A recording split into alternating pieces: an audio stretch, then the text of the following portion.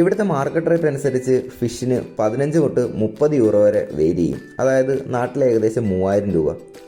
എന്നെപ്പോലെ സ്റ്റുഡൻ്റായിട്ട് ഇവിടെ എത്തിയേക്കുന്നവർക്ക് ഇത് അത്ര അഫോർഡ് ചെയ്യാനായിട്ട് കഴിയത്തില്ല.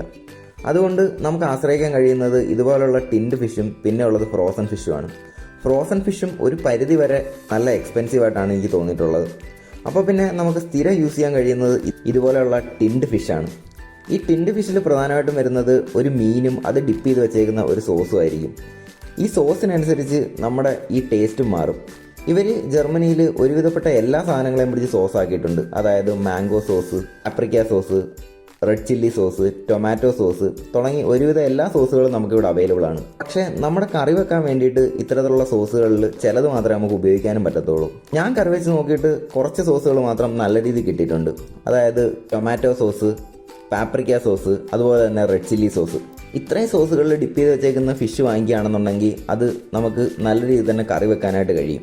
ഓഫർ പ്രൈസിൽ ഏകദേശം 1 യൂറോയ്ക്ക് തന്നെ കോഫ്ലൻഡുകളിലെല്ലാം ഇത് അവൈലബിൾ ആവും. പിന്നെ ഉള്ളത് ഫ്രൈ ചെയ്യാൻ വേണ്ടിയിട്ടുള്ള ഫിഷാണ്. ഫ്രൈ ചെയ്യാൻ വേണ്ടിയിട്ട് ഒലിവ് ഓയിൽ അതുപോലെ തന്നെ സൺഫ്ലവർ ഓയിലിൽ ഡിപ്പ് ചെയ്ത് വെച്ചേക്കുന്ന ഫിഷ് നമുക്ക് കിട്ടും.